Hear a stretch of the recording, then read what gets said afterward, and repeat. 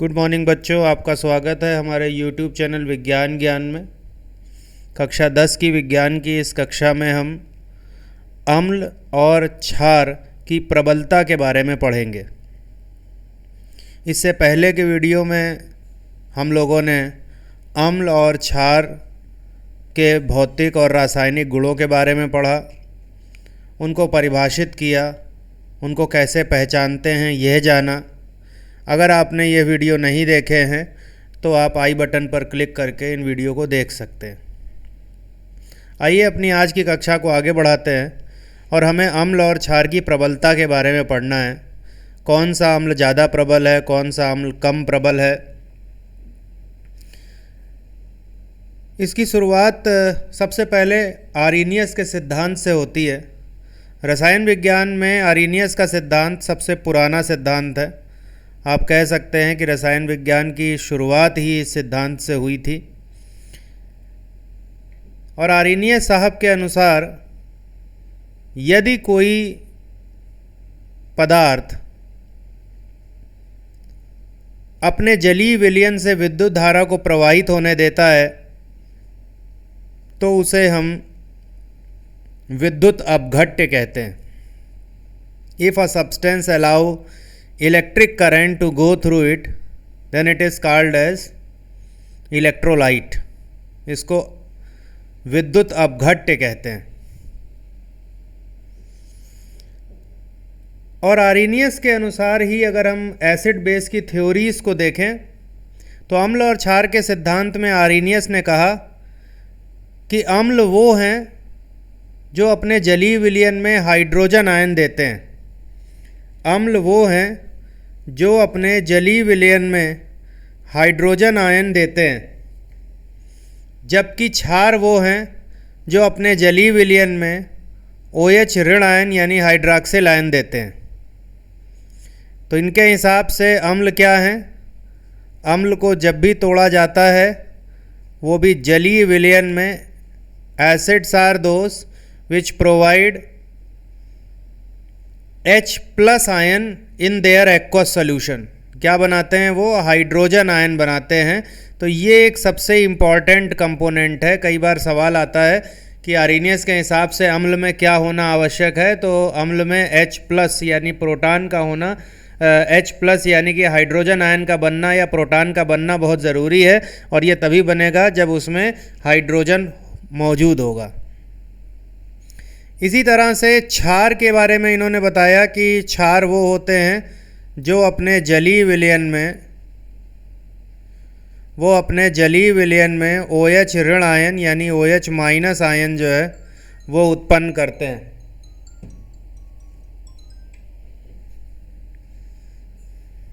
ठीक है, बात समझ में आ गई। अब अगर हम बात करें अम्ल और क्षार की तो आर्रीनियस के हिसाब से अब अम्लों को आर्रीनियस के सिद्धांत के अनुसार हम लोग दो तरीके से बांट सकते हैं। एक हैं जिनको कहा जाता है प्रबल अम्ल और दूसरे को कहा जाता है दुर्बल अम्ल। पहला है प्रबल अम्ल और दूसरा होता है दुर्बल अम्ल।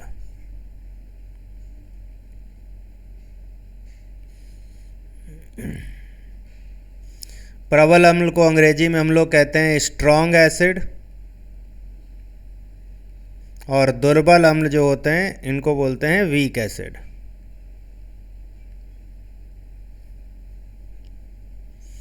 इसी तरह से क्षार को भी दो भागों में बांटा गया है। एक होते हैं प्रबल क्षार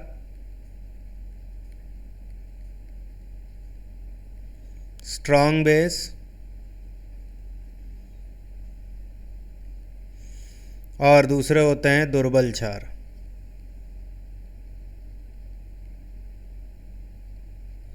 यानी कि वीक बेस।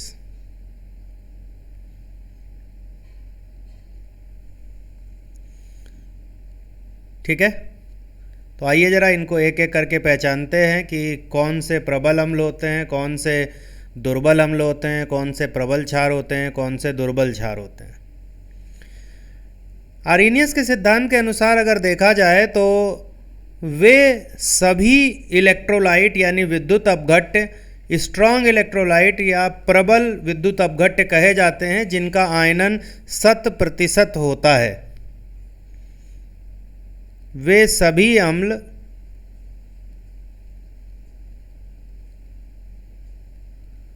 और इसी के साथ में क्षार भी लिख लेते हैं जिनका आयनन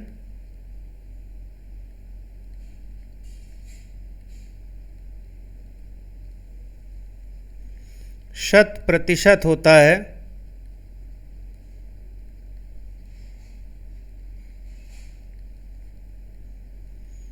जिनका आयनन 100% होता है प्रबल अम्ल कहलाते हैं। प्रबल अम्ल और क्षार इसी के साथ है कहलाते हैं। ठीक है, कोई दिक्कत नहीं है। जैसे मान लीजिए कि HCl है, जलीय विलयन उसका हमने लिया और ये क्या करता है H+ और Cl- बनाता है और ये एक प्रबल अम्ल है।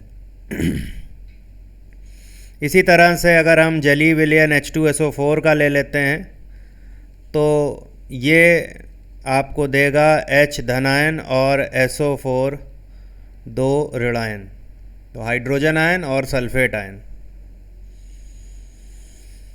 इसी तरह से अगर हम नाइट्रिक एसिड की बात करते हैं, नाइट्रिक अम्ल की बात करते हैं तो वो क्या देगा, वो देगा H धनायन और नाइट्रेट आयन। ये सभी के सभी प्रबल अम्ल हैं। क्यों? क्योंकि इनका सबका जो आयनन है वो 100% यानी 100% आयनाइज होता है।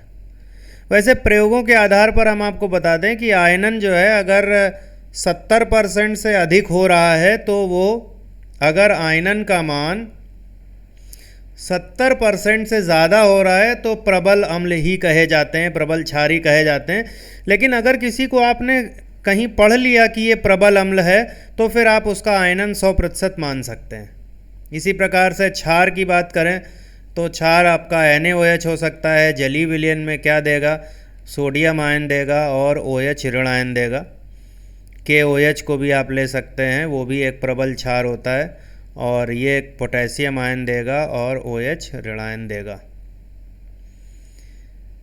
एक बात ज़रूर ध्यान रखिएगा, वाटर सॉल्युबल स्ट्रॉन्ग बेसेस जो होते हैं उनको एल्कली कहा जाता है।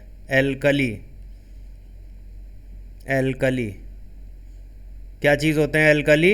Alkalis are water soluble strong bases, यानी कि वे प्रबल क्षार जो जल में विलय होते हैं उनको एल्कली कहा जाता है, एल्कली का नाम दिया जाता है। ये तो हो गए हमारे प्रबल अम्ल। प्रबल अम्ल ज़्यादातर मिनरल एसिड्स होते हैं, सबके सब जो हैं मिनरल एसिड्स जितने भी हैं, mineral acids are strong acid. तो जितने भी प्रबल अम्ल हैं उनमें जितने भी मिनरल अम्ल होते हैं ना, अकार्बनिक अम्ल जितने भी हैं, मिनरल एसिड मतलब अकार्बनिक अम्ल, तो जितने भी मिनरल एसिड हैं ये सभी जो है इनको हम कहते हैं अकार्बनिक अम्ल।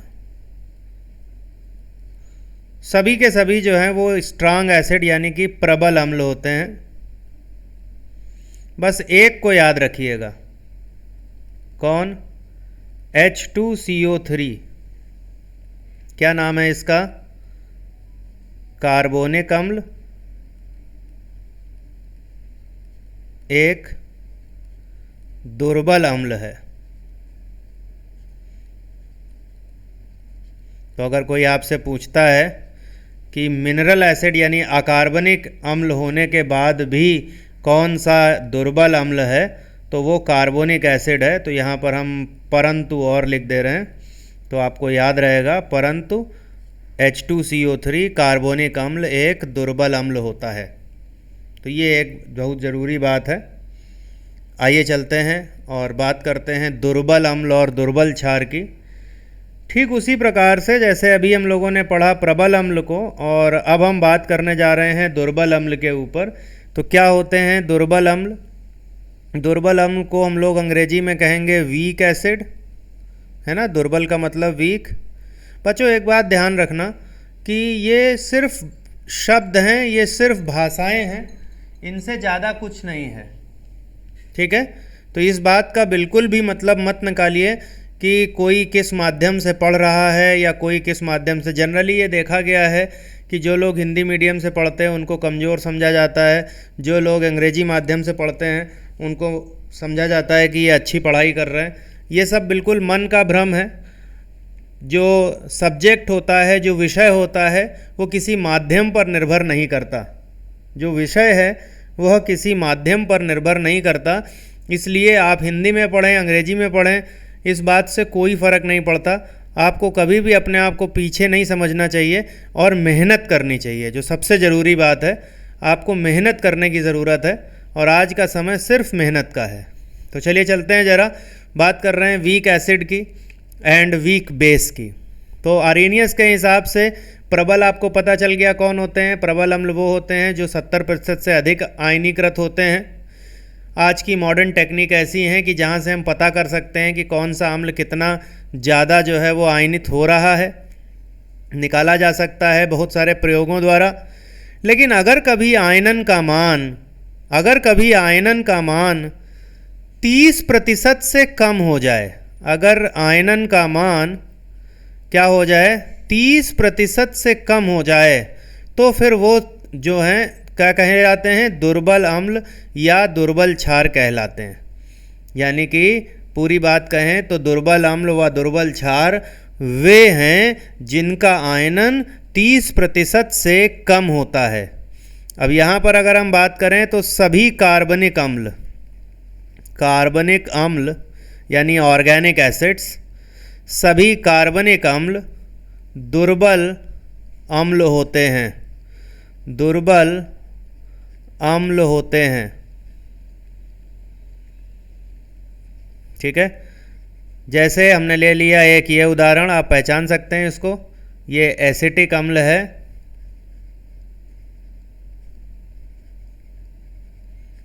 और अब यहाँ पे क्या करना है, आपको इसको आयोनाइज करना है। तो एसीटेट आयन देगा और H धनायन देगा और इसका आयनन जो है वो कम होता है। यानी जलीय विलयन में, ध्यान दीजिएगा, जलीय विलयन में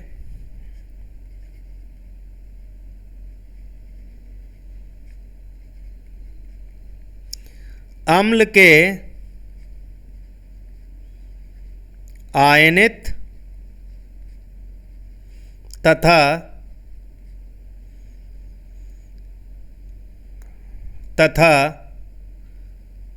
संपूर्ण अणु उपस्थित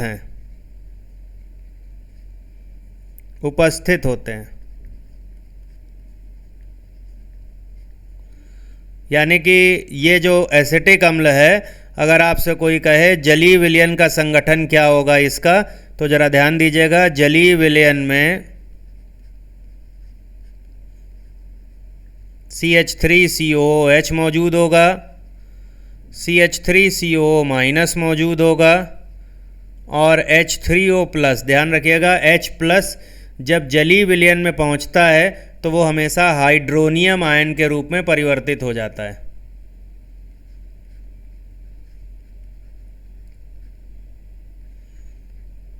तो ये हाइड्रोनियम आयन के रूप में परिवर्तित हो जाता है। यहाँ पर अनआयोनाइज्ड स्टेट भी है, आयोनाइज्ड स्टेट भी है, दोनों चीज़ें मौजूद हैं। तो याद रहे, आयनित और संपूर्ण दोनों तरीके के जो अणु हैं वो मौजूद हैं। आयनित वाले आयन के टर्म में मौजूद हो गए और जो, अच्छा एक बात और है कि ये इलेक्ट्रिसिटी को कंडक्ट कम करते हैं, यानी कि ये विद्युत के सुचालक नहीं होते हैं, बहुत कम मात्रा में। जैसे यहाँ पर एक उदाहरण हम बेस का भी लिख ले रहे हैं, अमोनियम हाइड्रोक्साइड, ये एक दुर्बल क्षार होता है, दुर्बल क्षार होता है और इसका भी आयनन जो है वो 30% से कम माना जाता है। तो अब आपको यहाँ से ये पता चल गया कि अम्ल और क्षार क्या होते हैं। अच्छा, कुछ लोग ऐसा मानते हैं कि हमारे शरीर को, हमारी त्वचा को अम्ल ज़्यादा नुकसान करता है, क्षार नुकसान नहीं करता है। तो ये बात बिल्कुल गलत है। अम्ल और क्षार दोनों ही हमारे शरीर के लिए बराबर से नुकसानदायक हैं, दोनों से ही हमारे स्किन पर फफोले पड़ जाते हैं, इसलिए दोनों से ही बच के रहना ज़रूरी है। अब सवाल आता है कि सांद्र और तनु विलयन क्या होता है। कई बार आप जब प्रयोगशाला में जाते हैं तो वहाँ पर आपको डाइल्यूट HCl की बोतल मिल जाती है, कंसनट्रेट HCl की बोतल मिल जाती है ना। इसी तरह से आपको एक बोतल मिल जाती है डाइल्यूट H2SO4 की, दूसरी बोतल मिल जाती है कंसनट्रेट H2SO4 की, एक बोतल मिल जाती है डाइल्यूट नाइट्रिक एसिड की, एक बोतल मिल जाती है कंसनट्रेट नाइट्रिक एसिड की। बात आ रही है समझ में? तो ये सब आपको मौजूद, ज़्यादातर अम्ल के लिए ही इनका प्रयोग किया जाता है। रसायन की प्रयोगशाला में जब आप जाएंगे तो आपको इस तरह के रिएजेंट बॉटल्स में ये फिल किए हुए रखे मिलेंगे। तो इस तरीके से हमारे पास कुछ बॉटल्स होती हैं।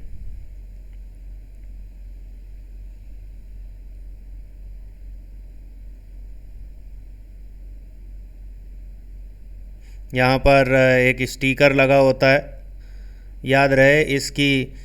जैसे मान लीजिए यहाँ पर हमने लिख दिया NaOH, तो NaOH की ये बॉटल हो गई, ठीक है। तो ये सांद्र का मतलब क्या होता है, ज़रा ध्यान दें। अंग्रेजी में हम लोग कहते हैं सांद्र, अगर अंग्रेजी में कहना हो तो क्या कहेंगे हम लोग? कंसंट्रेटेड। और तनु अगर कहना हो तो क्या कहते हैं? डाइल्यूटेड। शॉर्ट में इसको क्या लिख देते हैं? CONC और इसको DIL, कॉन्सनट्रेटेड और डाइल्यूटेड। जो कॉन्सनट्रेटेड हैं यानी कि जो सांद्र विलयन होते हैं उनमें जल की मात्रा कम होती है, और जो तनु विलयन होते हैं उसमें जल की मात्रा अधिक होती है। बस यही सबसे बड़ा अंतर है। तो यहाँ पर ध्यान रहे क्या, जल की अल्प मात्रा होती है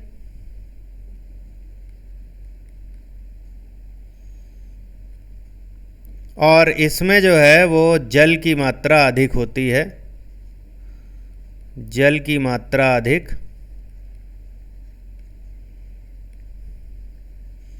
किंतु अम्ल की मात्रा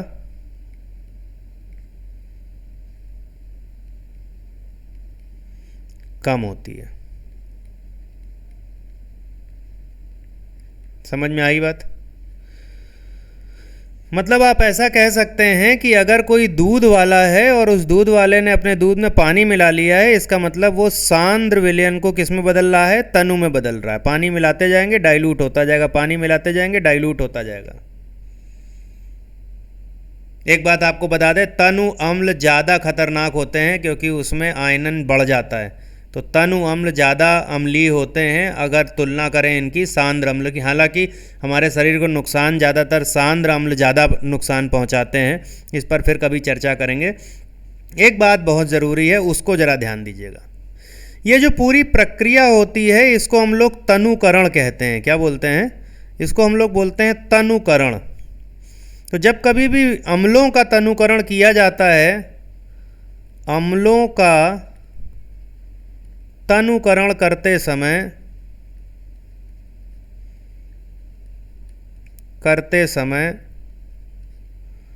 हम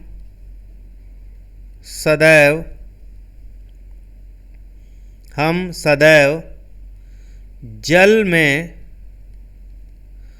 अम्ल की थोड़ी मात्रा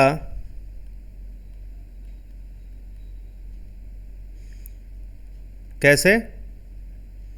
बूंद बूंद करके मिलाते हैं तथा विलयन को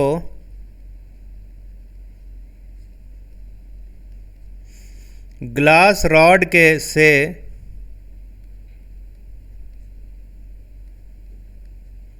लगातार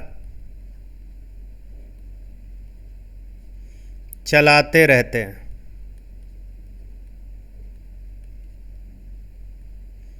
बहुत ध्यान रखिएगा इस बात का। आपको क्या करना है? जल में अम्ल मिलाना है। अम्ल में जल कभी धोखे से नहीं मिलाना है।